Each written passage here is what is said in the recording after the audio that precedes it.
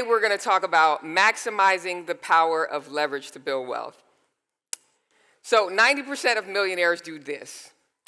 They invest in real estate. Now, I know I'm in a room of stock enthusiasts, right, that don't love real estate, and I might be biased, but investing in real estate, I believe, is one of the best vehicles to be able to build your wealth. Now, there's a ton of reasons on this page, but I'm not going to go through those reasons, right? The main one that I'm going to focus on is leverage, right? And I'm not going to talk about leverage in the traditional ways that you may be used to hearing it, where you can leverage a bank to buy your first home. But I'm going to be talking about ways that I've been able to leverage these 5 areas that I'm going to walk with you through in walking into not just only becoming a millionaire, but walking into greater freedom in my life. All right, so the first one we're going to jump out the gate with is leveraging what is in your hands.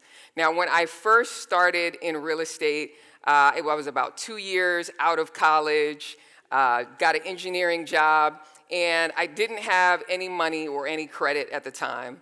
But I was like, I don't really want to keep paying somebody else rent when I could just own a home for the money I'm paying for rent. So I moved to the fine hood of Mesa, Arizona, you know, where the helicopter is flying in the air looking for the murder, that hood. And I had just enough money. My goal was to save enough for a down payment and to have reserve to buy my first home. So with $3,000 in hand, I purchased my first home, really in the middle of nowhere at the time, because that's what I could afford. I paid $3,000, and at my closing, I had about $10,000 of equity in my home. And I'm like, wow, this is awesome. $3,000 and I get a 3x return on my money. And at that moment, I was sold on real estate. And everything I did was to be able to live below my means. I filled my extra bedroom so someone else could pay for my mortgage. And I kept stacking my cash to get into real estate. And so what I find is that when people jump and they want to get into real estate, they say that there's not enough in their hands, right? They say, I don't have enough money to work with. I don't have things to work with. And they take for granted what is in their hands. Well, as you already saw from the previous speaker, there's people who are willing to pay good money for good things. So you may be able to sell your good hair, and somebody's willing to pay for it.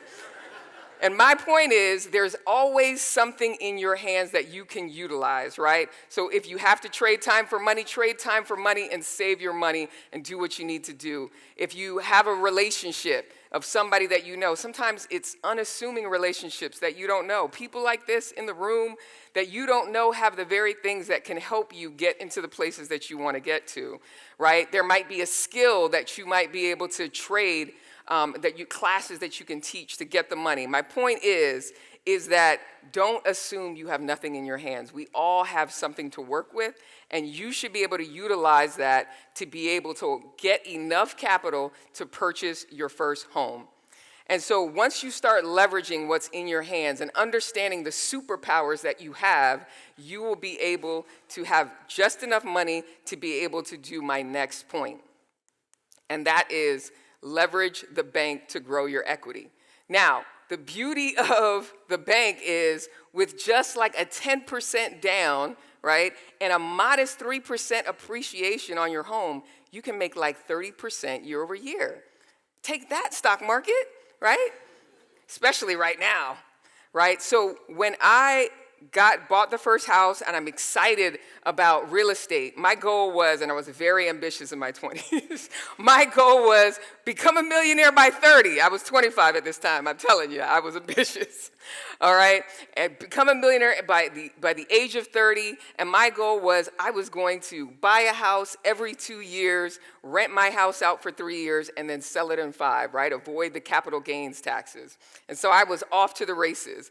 And in just 4 years, I purchased 4 homes, and with just 30% down payment, I was able to grow my portfolio to over $300,000. That's amazing, right? I'm not asking for cheers, but that's the power of leverage, right? Say, that's the power of leverage. Okay, you got to stay with me, guys, right? 10x return in 4 years. But with every great reward comes risk, okay? And so how many people remember the Great Recession? Some of you might be too young, you were just born. But during the Great Recession, the financial markets shook across the world. And housing market, especially in crazy appreciating markets like the one I'm in Arizona, they dropped dramatically. And I saw my portfolio drop over the next 3 years to under $100,000. Say boo. That's the risk of leverage. But what I realized in that time, while I watched a lot of people foreclose on their homes, walk away from homes, just say, take the keys, I don't care, it's not enough here for it to be dangerous with. It created a lot of fear for people. But the reality and what saved me from foreclosure was the Great Recession was cash flow, right? So this is what we all love, right? We want to get enough cash flow to create financial freedom.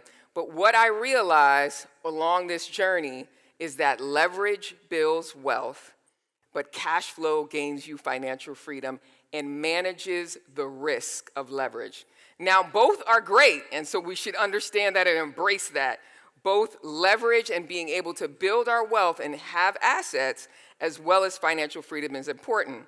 And so balancing the power of leverage is important because there is risk to leverage, right? The more you leverage a bank, the less cash flow you have, which is no bueno, right? So we always want to balance this. And I have this kind of buy right strategy, and that is do not use your job or your salary to be able to say, hey, I can afford this home. Well, great for you that you can afford it, but if anything should happen catastrophically, you want to know that someone else can walk into that home and afford the rent in that area to cover all of the expenses that you have in that home. So the key is here ensuring that the rents or the monthly income in the going area is great enough to cover all of your expenses. So that's your principal, interest, taxes, insurance, but also those other operating costs that you kind of don't realize, the roof that might go bad, right? You want to bake in some of those maintenance costs that you're unassuming, right?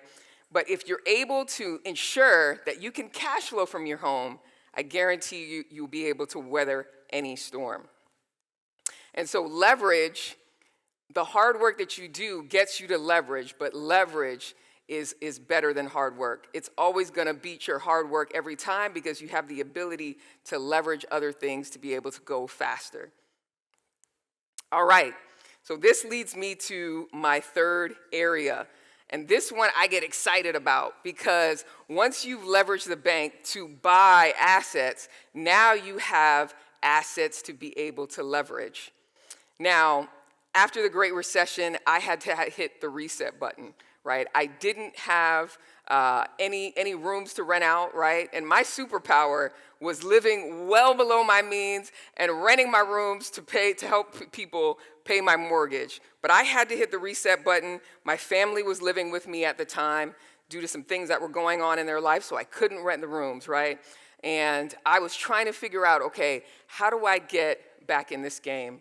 Right? And so I had to build slowly. I had to continue to leverage my income to be able to get back into the housing market.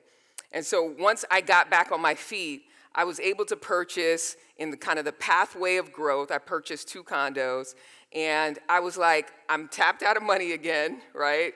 I used a 401k loan to pay myself back for purchasing one property, right? So that making sure that it had cash flow. But then I wanted to be able to tap into the assets that I have. And no one could answer the question of how do I tap into my investment properties, right?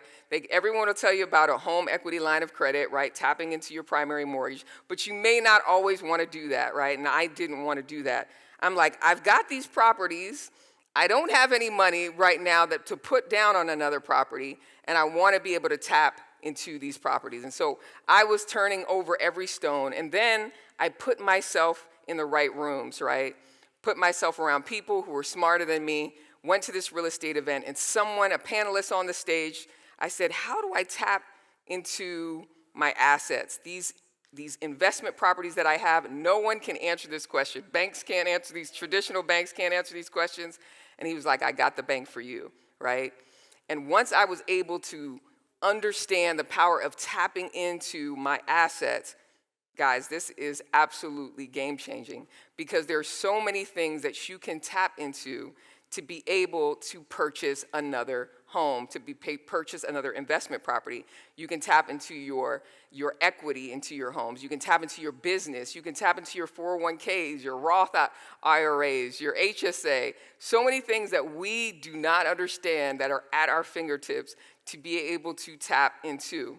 And so once I tapped into this, I was able to purchase other properties to be able to continue to grow my wealth.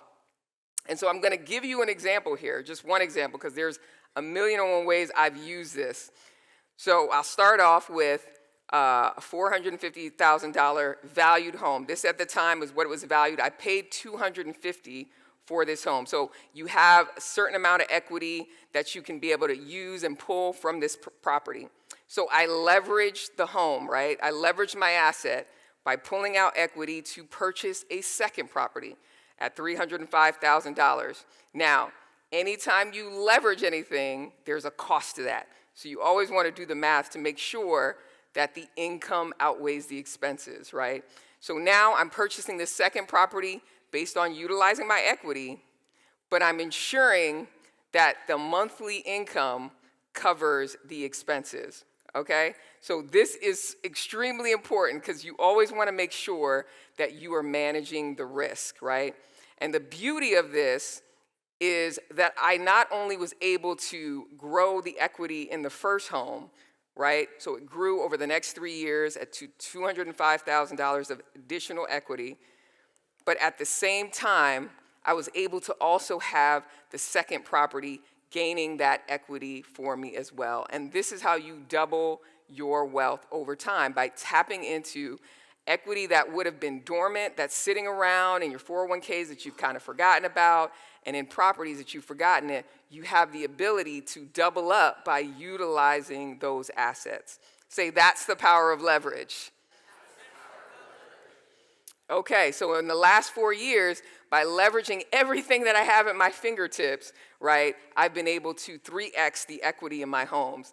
And if you want to add additional fuel to fire, once again, my superpower is renting out rooms to have other people pay for my mortgage, right? So in that second home, I rented out all my rooms, right? Because I wanted to be able to go faster. Now, I might be in the prison of frugality, so that is just my thing. I am able to live below my means, and I'm very proud of it. So the rich don't work for money. And as I really started tapping into my assets, I realized, like, am I stumbling on all these strategies of ways I've been able to build wealth for myself? I realized that the rich use their assets. They work to buy assets that generate them additional cash flow. Okay, now once you've tapped what's in your hands, you've tapped the bank, you've tapped in your assets, you're probably about tapped out. And the reality is, just the reasons why you come to economy, the reason why you go into different spaces to be able to learn and leverage off of one another, the next area is leveraging other people.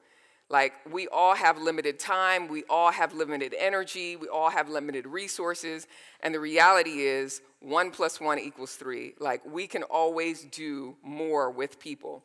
And as somebody who had been solo doing my thing for a very long time, I realized, and just doing a lot of project management and understanding the beauty of when a great team comes together, the power that's in the room, right? This is a game changer as well. And so when I went out to start a business, this came out of my sister's story. This is why people were living with me, is that after the death of her spouse, she needed an affordable room. And so I had started a business called There's Room, because I'm a master at renting rooms, guys, right? So I started a business around it, right? There's Room. And really, for those people who fall in the gap, who can't get social services, but also can't afford a full unit. And so didn't have the capital to buy a bunch of homes, but I had a couple homes, and so I took those homes, subdivided the spaces, and rented them by rooms for people who needed that affordable space. And then I had to leverage other owners, right? I didn't have all the properties to go continue to scale this business. So I leveraged other owners, and for them paying them above market rent, I gave them rent in exchange for them giving me their homes and the right to subdivide the space to be able to afford other people's rooms. And I had scaled this business from from 0 properties to like 22 properties with like 60 tenants, right? Now I'm tapped out of my time because I'm doing this with the one assistant, and I know that I do not have the capital to scale to really where I need this business to go, right? And it was like, okay, I'm gonna be in a situation here because the rent was increasing, so owners are gonna want, they're gonna want more income, right? So eventually my margins are gonna get squeezed and it's not gonna make any sense. So I said, I have to own this. And once again, you gotta get in the right rooms. And so I started just putting myself in places where people who are smarter than me, getting in those rooms and understanding, okay, how can I own this, right? Like, how can I just give investors a certain return that they can expect and be able to continue to grow this portfolio? And that's when I stumbled on this method called syndication, right? Sometimes you don't know how the answers are gonna come to you. That's why we're in rooms like this, right? Because you might be looking for an answer, and then somebody's sitting next to you, you're telling them your story, and they're sitting next to you and they have the solution. And so I stumbled on this thing called syndication. It's essentially group investing, where a group of investors, some active, some passive, get together, they pool their money together in an LLC, and they invest in commercial assets, whether that's apartment buildings or storage units or industrial spaces or retail spaces. Their goal is to buy these assets, improve them, once again, always managing the income and expenses, right? The goal is to improve profitability, right? Because at the end of the day, you want a cash flow, right? And so once you improve that profitability, it not only generates cash flow for you, but it generates cash flow for everyone that you're partnered with. And so at the end of the day, once you sell it, the goal is to split the returns and the cash flow to all the investors. And so it's a win-win solution. And this is another thing that every time I go out and I'm trying to solve a problem, I stumble on something else that helps me. I didn't map this pathway. This pathway has just kind of fell as I've gone and tried to solve solutions.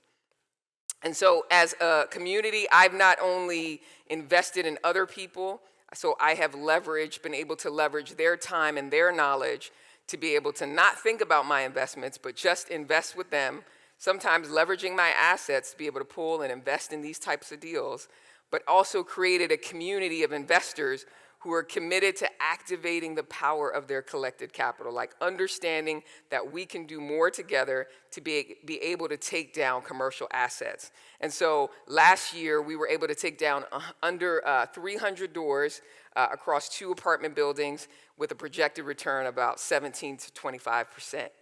That's the power of leverage, okay? And that's leveraging other people, right? Because sometimes you have the time, sometimes you have the knowledge. Sometimes you don't have that and you don't want to be bothered with it, right? But you have the money, you have the capital. Sometimes it's just the resources and the network you're in. Like, that's the reason why I love to walk into spaces and places like this, is because you're rubbing shoulders with people who can help you move the needle forward.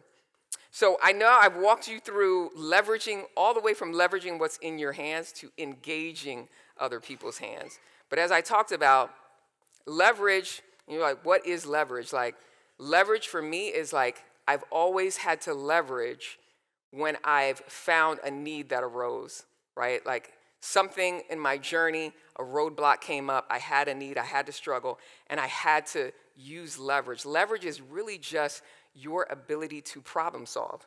And so what I find out a lot of times is that people never really get to attaining their goals, and because of fear. And the reality is, fear holds us back.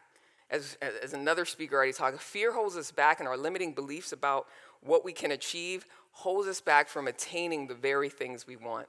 And this is something that I've had to jump over the hurdles of to really attain and walk through and understand how to leverage fear to be able to push me in the right direction. Because the reality is that everything on the other side of fear is what you want. If you're running from fear, if you're running from the things that hold you back, you're really running from your dreams. Now, how do I know this? Well, in 2007, I had my own crazy life, right? Right at the height where I was telling you kind of where my portfolio grew, there was a lot of things that were happening to me in that year. And in 2007, two men came into my garage, one with a shotgun, closed the garage behind me, and put a gun to my head. And at that point, I had to choose whether I was going to be in fear or I was going to believe. And so I immediately said, I surrender fear, and I chose my life, right? Because that was on the other side of fear, right? And so there's a guy that says, Dr. Darius Daniel, that says, if your why doesn't make you cry, it's not big enough. Wasn't gonna get emotional here. So I started praying in that moment. And I believe my life I was coming out on the other side. And over the span of about an hour and a half time period, there were a lot of things. They tried to threaten to kill me, attempt to rape me, bound me up in my closet by my hands and my feet. But all in this period of time, I was believing and knowing that my life, I was coming out on the other side. And so when you believe something so much in your heart, your actions back it up, right?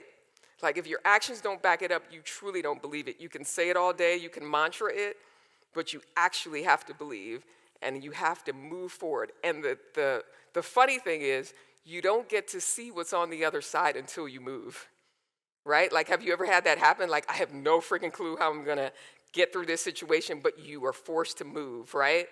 As soon as you move, answers come, solutions come. That's leverage, guys.